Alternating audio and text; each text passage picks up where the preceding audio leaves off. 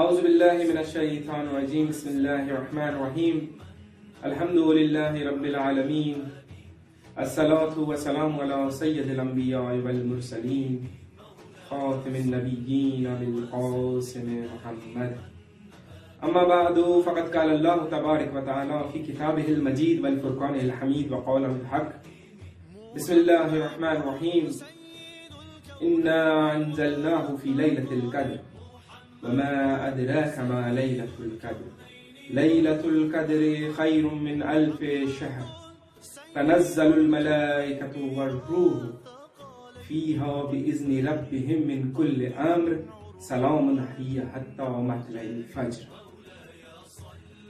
عزیزان گرامی قدر، سب سے پہلے تو آج میں تمام وہ دوستان جو کہ اس پلیٹ فارم سے دن و رات محنت کر رہے ہیں، خداوند متعال ان تمام کی زحمات کو اس ماہ مبارک رمضان کے صدقے میں قبول و مقبول فرمائے.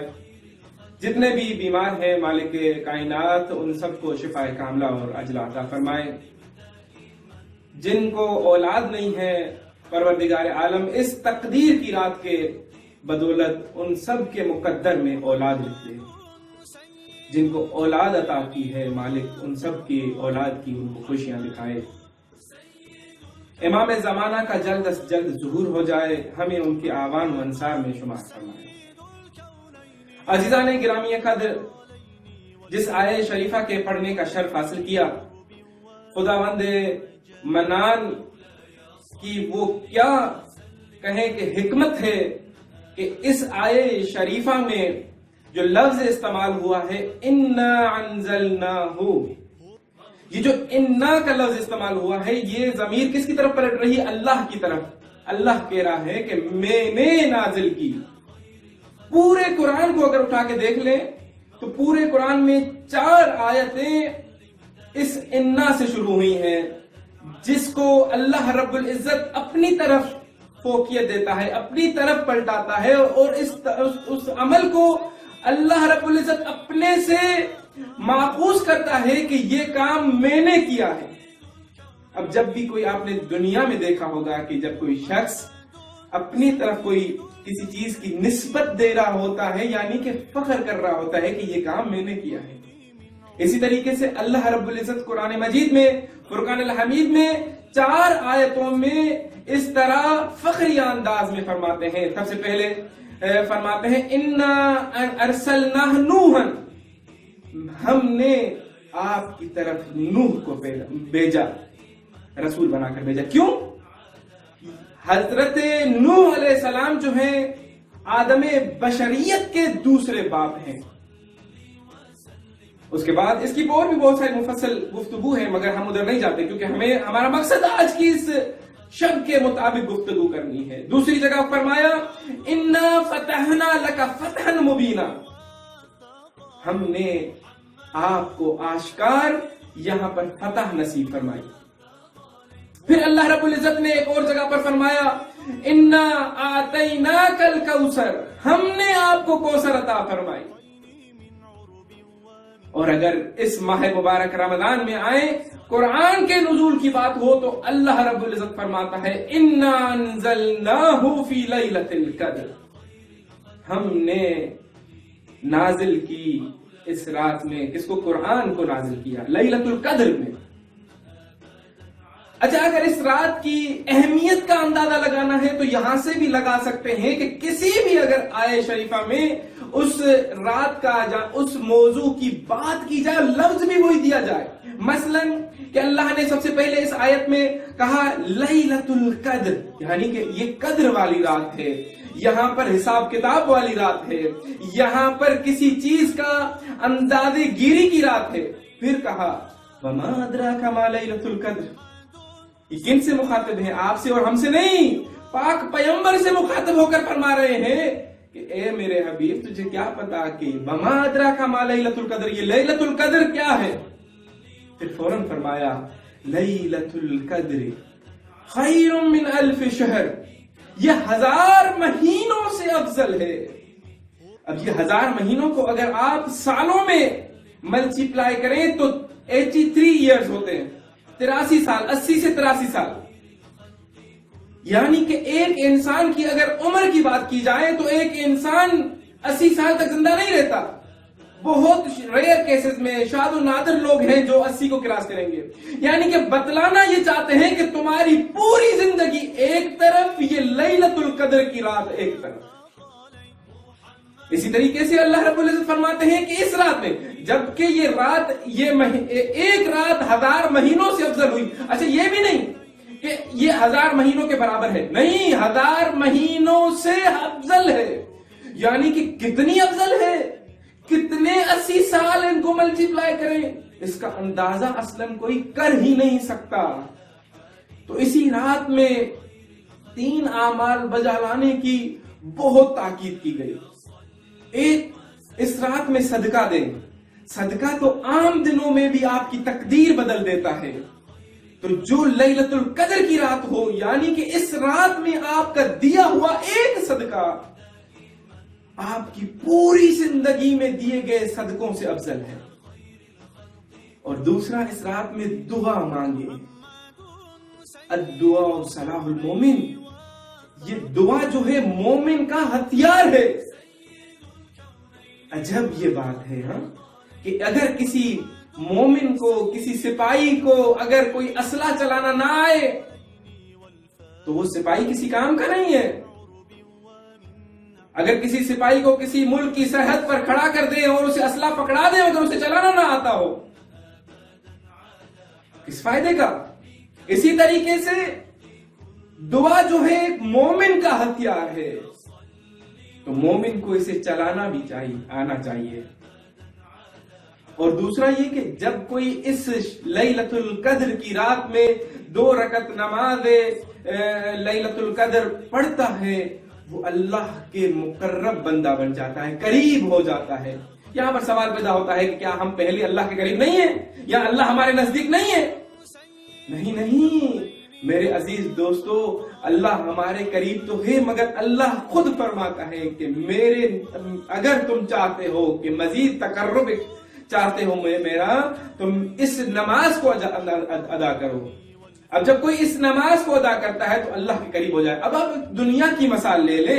دنیا کی مثال میں اگر کوئی بچہ، اگر ایک شخص کے 5 بچے بیٹے ہوں یا اولادیں ہوں، کوئی ایک بچہ بار بار کان میں آ کر کچھ اگر کہہ کر جائے باپ کو، تو باپ کو دوسروں کی چیزیں بھول جاتی ہیں، مگر اس بچے کی جس نے بار بار آ کر کان میں کچھ کہا ہے وہ یاد رہتا ہے، وہ کہیں ضرور لے کر آتا ہے. اسی طریقے سے جب اللہ کے نزدیک ہو جائیں گے، اب جو کچھ کریں گے، دعا مانگیں گے، اللہ وہ سنتا ہے، اللہ وہ قبول کرتا ہے. اسی لیے اس رات کو قدر کی رات کہا گیا کہ تم اگر چاہتے ہو کہ اگلے پورے سال تک اپنی تقدیر بدلنا چاہتے ہو تو اس رات میں کبھی بھی کوشش کرو کہ نہ سو. اسی طرح سے دوسری کیا چیز ہے؟ توبہ. جتنا ہو سکتا ہے توبہ کرو. توبہ کرنے کے تو ویسے بھی بڑے فضائل ہیں، یہاں تک کہ پاک نبی نے لوگوں کو کہا کہ صرف آپ توبہ کریں، اللہ وہ غفور الرحیم ہے، تمہارے ہر گناہ معاف کر دیتا ہے. تو اس نماز کا پڑھنے کا مطلب یہ ہے کہ پہلے اللہ کے نزدیک ہو جاؤ. اب جو دعا مانگو گے قبول ہوگی. اب جب اللہ کے سامنے جا کر توبہ کرو گے تو وہ توبہ بھی قبول ہوگی، کیونکہ توبہ آپ کی دل سے نکل رہی ہوگی. ایک چھوٹا سا واقعہ، جیسا کہ باب الحوائج امام موسیٰ کاظم علیہ السلام ہے، ویسے تو ہمارے تمام ائمہ کی اولادیں تک باب الحوائج ہیں، مگر امام موسیٰ کاظم سے منسوب ہے کہ یہ لقب امام موسیٰ کاظم کا ہے، یہ امام ہمارے باب الحوائج ہے.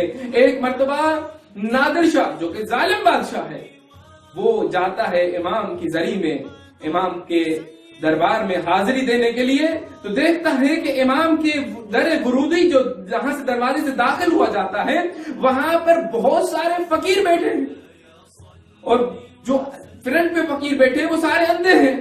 انہوں نے نادر شاہ کو جب دیکھا کہ نادر شاہ آیا ہے تو انہوں نے کہا کہ ہم چونکہ اندھے ہیں تو نادر شاہ تو بڑے انعامات دے گا. اب یہ لوگ نادر شاہ کے قریب آئے، کہا کہ ہمیں عطا کریں. اب نادر شاہ نے کہا کہ میں خود جس بارگاہ میں آیا ہوں یہاں سے مانگنے کے لیے آیا ہوں، تم اس کی دربار پہ چوکھٹ پہ بیٹھے ہو، یہ آنکھیں اس باب الحوائج سے کیوں نہیں لیتے؟ تو یہی فقیر کہتے ہیں کہ اس طرح تھوڑی دعائیں قبول ہوتی ہیں، ہم تو کب کے مانگتے ہیں، مگر ہمیں آج تک آنکھیں نہیں ملی۔ نادر شاہ نے، کیونکہ نادر شاہ کے لیے مشہور ہے کہ وہ جو کہتا تھا وہ کرتا تھا۔ اس نے کہا کہ میں جب زیارت کر کے واپس آؤں گا، اگر تم سب کی آنکھیں واپس نہ آئیں تو میں تم سب کی گردنیں اڑا دوں گا۔ اب جب نادر شاہ واپس آیا تو یہ سارے فقیر نادر شاہ کے قدموں میں گر پڑے۔ نادر شاہ نے، اب یہ کوئی ندامت کے آنسو نہیں بہا رہے تھے، بلکہ کہہ رہے تھے کہ اے نادر، تیری وجہ سے آج مولا نے ہمیں آنکھیں عطا کر دی۔ نادر شاہ نے کہا نہیں، میری وجہ سے نہیں، مگر آج تم نے اپنی دل سے توبہ کی ہے، دل سے اہل بیت سے مانگا ہے، دل سے اس در کے باب الحوائج کے در کے تم جو ہے گداگر بنے ہو، تو جو دل سے مانگو وہ پورا ہوتا ہے۔ تو اس شب میں آ کر جو کچھ دل سے مانگو گے اللہ قبول کرے گا۔ اسی طریقے سے اگر اس آیت شریفہ کو آگے پڑھتے ہیں تو آپ کیا سنتے ہیں؟ اِنَّا أَنزَلْنَاهُ فِي لَيْلَةِ الْقَدْرِ وَمَا أَدْرَاكَ مَا لَيْلَةُ الْقَدْرِ لَيْلَةُ الْقَدْرِ خَيْرٌ مِنْ أَلْفِ شَهْرٍ تَنَزَّلُ الْمَلَائِكَةُ وَالرُّوحُ۔ تنزل یہ مضارع کا صیغہ ہے، یعنی کہ ہر سال یہ رات آتی ہے۔ ایسا نہیں کہ ایک سال آئی پھر نہیں آئے گی، جہاں رسول خدا کے دور میں آئی اب نہیں آئے گی، نہیں، یہ جتنے بھی ادبیات عرب سے لوگ آشنا ہیں وہ جانتے ہیں تنزل الملائکۃ والروح، یہ استمرار کا صیغہ، یعنی کہ ہمیشہ یہ ملائکہ اور روح، یہ روح القدس کے لیے بھی یہاں پر مشہور ہے، اختلافات ہیں کہ کوئی کہتے ہیں کہ حضرت جبرائیل علیہ السلام جو ہیں یہ روح، ان کا نام ہے روح، کچھ کہتے ہیں نہیں ایک الگ سے ایک فرشتہ اللہ رب العزت اس رات کو زمین پر بھیجتے ہیں، تو یہ اختلافات ہیں۔ خیر بالآخر ملائکہ اور روح اس رات کو آتے رہتے ہیں، یعنی کہ ہر رات آتے رہتے ہیں، کیا کام کرتے ہیں؟ تنزل الملائکۃ والروح فیہا بإذن ربہم من کل امر، اللہ کے حکم سے آتے ہیں اور اللہ کے امر لے کر آتے ہیں۔ کون سے امر؟ وہ امر جو اگلے سال اس شخص کے لیے انجام پانے ہیں وہ تمام لکھ کے لے آتے ہیں۔ اللہ تقدیر لکھ کے بھیجتا ہے۔ سائن کس نے کرنا ہے؟ اللہ کے اولو الامر نے کرنا ہے۔ اللہ کا اولو الامر محمد مصطفیٰ ہے۔ ابھی آپ اگر دیکھیں کہ ان آج سے 1400 سال پہلے تو پاک نبی اس جہاں میں موجود تھے، اگر رسول خدا موجود تھے تو یہ فرشتے آ رہے تھے۔ اگر آج بھی یہ تنزل الملائکۃ والروح ہے، یعنی کہ ہمیشہ آتے رہیں گے، یعنی قیامت تک آتے رہیں گے، اس کا مطلب یہ ہے کہ قیامت تک رسول خدا جیسا ایک اولو الامر آج بھی پردہ غیبت میں موجود ہے، جس کے پاس یہ تمام فرشتے اللہ کی سلامتی اور یہ مومنین کے تمام تقدیروں کو لے کر آتے ہیں تاکہ امام زمانہ ان کی تقدیروں پر سگنیچر کریں۔ اسی طریقے سے عرض کروں کہ اس اتنی برکت رات، اس رات میں 2 شخص ایسے ہیں کہ جن کو شفاعت نصیب نہ ہوگی۔ رحمت العالمین فرما کر گئے ہیں کہ 2 شخص کی شفاعت اس رات میں بھی نہیں ہوگی۔ وہ 2 شخص کون سے ہیں؟ ایک پاک نبی فرماتے ہیں کہ ایک وہ ہیں کہ جو شراب پیتا ہو، شراب پینے والا یا کوئی ایسی چیز مست کرنے والی جو انسان کو ہو، ایسے شخص کی شفاعت اس رات میں نہیں ہوتی۔ اور دوسرا کون؟ دوسرا وہ شخص ہے جو اپنے اقربا، اپنے رشتہ دار، اپنے قریب ترین رشتہ دار، ان کے ساتھ ناتا رشتہ توڑ دیتا ہے۔ واللہ اکبر، اللہ اکبر، کتنا بڑا گناہ ہے۔ یعنی کہ جو رحمتوں والی رات ہو، ایک سورہ دخان میں اللہ کہتے ہیں کہ اِنَّا أَنزَلْنَاهُ فِي لَيْلَةٍ مُبَارَكَةٍ، یہ مبارک بری رات ہے۔ جب مبارک بری رات ہو مگر پھر بھی ان 2 شخصوں کی شفاعت نصیب نہیں ہوگی، تو اس کا مطلب یہ ہے کہ آپ کو اگر اس لیلۃ القدر میں اپنے مقدر کو تبدیل کرنا ہے تو سب سے پہلے تو اپنے تمام رشتہ داروں سے جن سے آپ نے اپنے تعلقات کو قطع کر دیا ہے، پہلے جائیں ان کے پاس، معافی مانگیں۔ آیا یہ بھی دیکھیں کہ آپ یہ کہتے ہیں کہ ہمیں خدا معاف کر دے، امام سے پوچھا گیا کیا سب لوگ جو ہے معافی کے طلبگار تو ہوتے ہیں، کیا سب کو معافی مل جائے گی؟ کہا نہیں ایسا نہیں ہے، جیسا تم لوگوں کے ساتھ کرتے ہو اللہ تمہارے ساتھ وہی سلوک کرے گا۔ کہا کیسے؟ کہا اگر تم لوگوں کو معاف کرتے ہو تو اللہ بھی تمہیں معاف کر دے گا، اگر تم لوگوں پر شفقت کرتے ہو تو اللہ بھی تم پر شفقت کرے گا، اگر تم لوگوں کی مال کی حفاظت کرتے ہو تو اللہ بھی اس رات کی بدولت تمہاری تقدیر میں تمہارے مال کی حفاظت کرے گا۔ یعنی کہ جیسا رویہ آپ انجام دیں گے ویسا ہی رویہ اللہ کی طرف سے آپ کو دیکھنے کے لیے ملے گا۔ اچھا، اسی طرح امام موسیٰ کاظم علیہ السلام سے مروی ہے کہ ان سے پوچھا گیا کہ امام یہ لیلۃ القدر سے کیا مراد ہے اور اس میں کون سا ایسا عمل ہے جو کہ بہت زیادہ فائدہ مند ہے، یہ لیلۃ القدر ہے کیا؟ تو امام نے کہا کوئی بندہ اس لیلۃ القدر میں صرف جاگ کر گزار لے، عبادات کا تو اپنا مرحلہ ہے، عبادات تو جو کرے گا اس کی تو مثال ہم دے ہی نہیں سکتے، مگر صرف امام نے کہا کہ کوئی بندہ صرف لیلۃ القدر کو جاگ کر گزارے اللہ اس کے سارے گناہ معاف کر دیتا ہے۔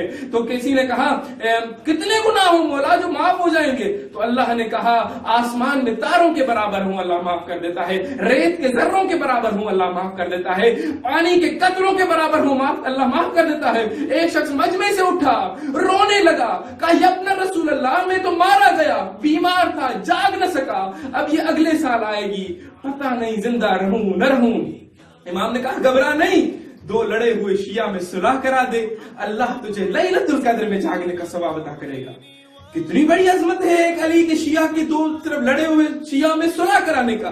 اس نے کہا مولا اتنا آسان؟